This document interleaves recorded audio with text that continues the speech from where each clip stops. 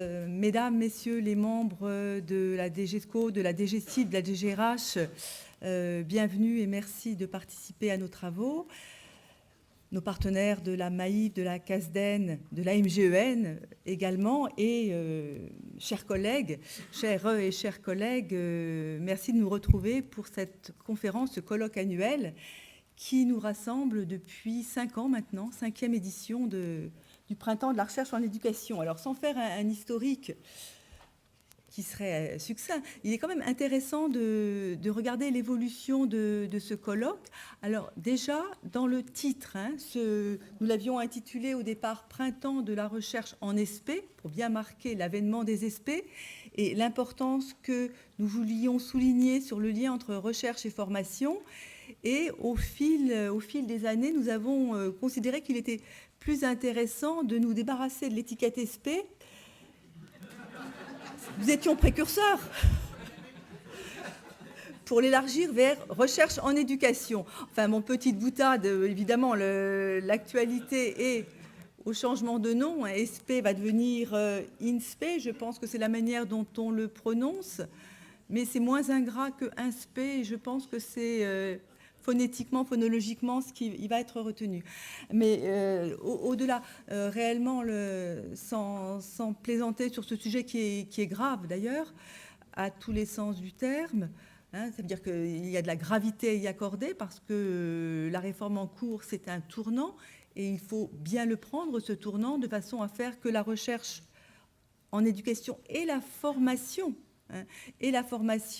correspondent vraiment aux enjeux majeurs et aux défis que nous rencontrons actuellement si nous voulons l'améliorer, cette formation, pour améliorer la qualité des apprentissages des élèves et leurs résultats. Et au-delà, former des citoyens qui soient à même de répondre aux enjeux d'une société en profonde mutation. Ce qui rend mutation dit mouvement, dynamisme. Et ce dynamisme, à la fois, il est porteur d'espoir, d'intérêt, de défis, mais aussi, c'est le risque j'ose le mot, d'épuisement des équipes. Et c'est tout ça qu'il faut mener en même temps, c'est donner du sens à ce vers quoi nous allons, de façon à remobiliser les équipes des SP, et plus largement, puisque je parlais d'ESP et d'éducation, nos partenaires qui sont associés dans les universités, mais pas seulement, dans les rectorats, les inspections académiques, à construire ensemble autour de ce que nous indiquent comme chemin les nouvelles réformes. À réforme, le lien est fort et naturel avec nos ministères. Donc, il est important d'indiquer que ce colloque, cette année, mais les années précédentes, est placé sous le haut patronage. Alors, cette année, au patronage des deux ministres, le ministre de l'Éducation nationale et de la jeunesse et la ministre de l'Enseignement supérieur et de l'Innovation. Donc, c'est un gage, là encore sans jeu de mots, de confiance qui nous est accordé, puisque le soutien, il n'est pas que sur le papier, il permet de tenir à bien nos échéances et de faire en sorte que les conditions soient réalisées afin de mettre en synergie ce que la recherche apporte à la formation et notamment, vous l'avez considéré d'après le titre, le fait de travailler sur des questions d'actualité. J'y reviendrai. Isabelle, sans doute, le dira beaucoup plus précisément. Isabelle Négro, qui peut se lever pour qu'on la voie bien, qui a assuré toute la charge, la responsabilité scientifique, organisationnelle de ce colloque. Et la qualité des interventions, des complémentarités que vous verrez, à laquelle vous assisterez aujourd'hui, lui est due en totalité, mais évidemment avec ses équipes. Mais je reviendrai à la fin sur des remerciements parce qu'un grand nombre d'acteurs ont contribué à ce qui sera, j'en suis sûre, la réussite de ces journées. Alors, ces journées, un pluriel, en fait, c'est une journée et demie. Je ne peux pas dire que nous ouvrons le colloque ce matin, puisqu'il a été ouvert en réalité hier après-midi, avec un prix. Alors, le prix n'est pas décerné, mais en tout cas, l'idée était de permettre à de jeunes docteurs ou doctorants dont les travaux concernent la recherche en éducation de venir faire un état des lieux sur leur recherche.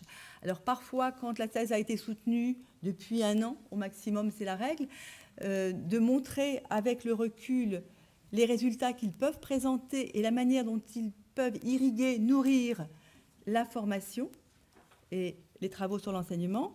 Et d'autre part, c'est aussi intéressant, c'est aussi l'occasion pour des doctorants qui sont en 2e, 3e, voire 4e année, de venir faire un point eux-mêmes sur l'avancée de ces recherches et de les présenter à un groupe d'experts, de façon à être premièrement capable de soumettre à cet exercice qui est très très délicat, hein, rassembler ce qu'une soutenance demande de présenter en 30 à 40 minutes, en quelques minutes.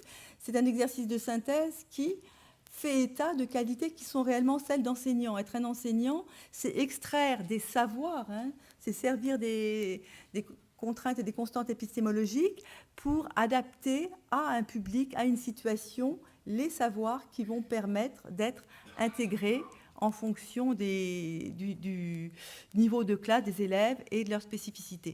Donc juste, je referme cette parenthèse, mais moment important, c'est la 3e année, et c'est Victor Milogo qui est chargé, aux côtés d'Isabelle Negro, de l'organisation de ce prix Poster, dont vous verrez les résultats en fin de matinée. Alors, nouveauté depuis cette année, vous étiez habitués, hein, pour ceux qui avaient pu assister précédemment à ces posters ou qui étaient là hier après-midi, à cette présentation, et qui largement portait sur les recherches en éducation. Et notre crainte était que le vivier, si on resserrait cet appel à prix poster à la thématique du colloque, ne permette pas d'avoir suffisamment de sujets possibles et donc de doctorants ou de docteurs qui soient en phase avec ce sujet. Et cette année, l'expérience a été tentée, Isabelle a pris le risque, elle a eu raison, ça a été de diviser ce prix en 2 parties, et diviser au sens positif du terme, c'est-à-dire donner 2 fois plus de chances à ces jeunes docteurs ou doctorants, premièrement, de valoriser leur travail, mais deuxièmement, de le publiciser. D'une part, un premier groupe, comme à l'accoutumée, présenter des recherches qui ont trait de près ou de plus loin aux travaux en éducation. Et la deuxième catégorie concernait des doctorants et docteurs qui s'intéressent plus particulièrement à la thématique du colloque sur, pour le dire rapidement, les fondamentaux, les questions du lire, écrire, calculer. Et nous avons eu 8 propositions retenues, 6 ou 8 ? Oui. 9. Ah, merci pour la précision. 9. Donc j'étais juste 8. Hein, c'est ça, 8 et 6, hein, 14 propositions. C'est toujours étonnant et agréable de voir que la relève se prend. C'est-à-dire que de jeunes collègues, de jeunes futurs collègues ont vraiment mis en place des expérimentations et des recherches extrêmement précises, rigoureuses, qui produisent des résultats et permettent de voir que cette dimension recherche, liée entre recherche et formation, qui présidait à la création des SP, c'était vraiment un des points forts, elle est ancrée dans le paysage et bien présente, avec des résultats dont nous espérons retirer dans la durée les fruits. Quand on parle d'actualité, il serait difficile d'ignorer les projets d'investissement et d'avenir. Hein. Toutes les SP sont intéressées et mobilisées par ces points. C'est le volet 3 actuellement qui a été lancé par les ministères. Et il permet de fédérer justement des recherches autour de questions très, très pratiques. Il ne s'agit pas, comme cela a pu être le cas pendant un temps, que des recherches soient décrochées de leurs applications. Et quand je parle d'application, c'est au sens le plus noble du terme, hein, pas une application servile, mais plutôt une implication.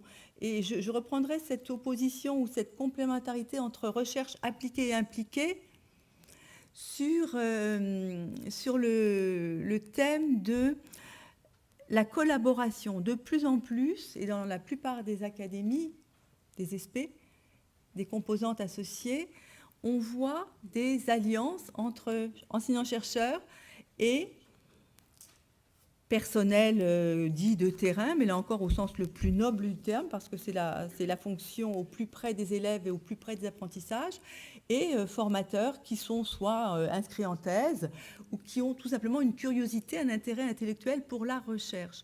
Et ces recherches impliquées ont cette vertu, justement, de créer cette intelligence collective du pluricatégoriel en permettant à chacun d'y trouver sa place et de donner de plus en plus de cohésion à ce projet.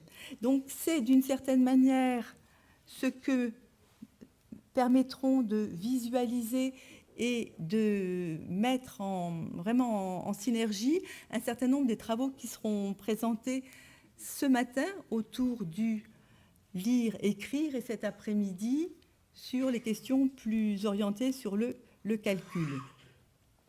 Alors, recherche dont il est important de signaler le rayonnement national, voire international. Nous avons parmi nous des collègues reconnus, chercheurs reconnus, au plan européen, voire au plan international, et qui nous feront bénéficier des fruits de leurs travaux. Dans cette optique extrêmement partagée, le terme est extrêmement important, j'insiste sur l'adverbe, mais ce n'est pas par indigence lexicale, ou je l'espère, mais c'est le but ultime de ne pas avoir d'un côté des recherches de haut niveau et de l'autre côté des praticiens qui ne savent pas comment s'en emparer, c'est d'avoir, oui, ces recherches de très haut niveau, mais qui visent une utilité. Et là, je reprendrai finalement le jeu lexical, cette fois encore, autour des recherches dont on a parlé, recherche en éducation, recherche pour l'éducation, autour de l'éducation. L'idée est qu'elle soit, de fait, pour l'éducation.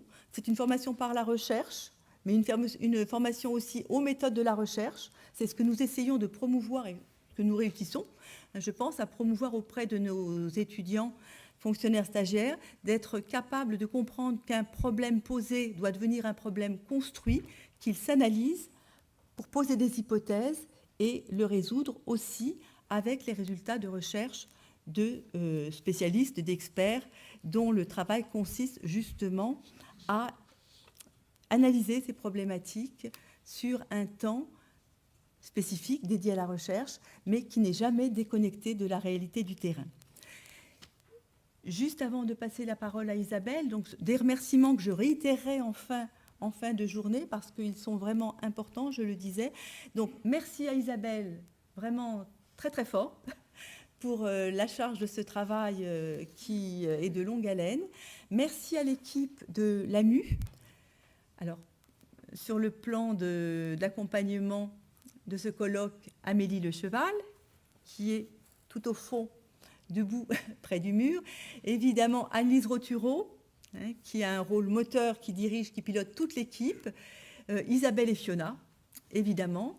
Je n'ose pas dire encore notre jeune collègue recruté, parce qu'il est arrivé il y a une journée pour soutenir l'équipe, mais nul doute que cette immersion au cœur d'un événement important, dans ce qui marque le fonctionnement et les avancées du réseau des ESP, lui permettra d'être proactif.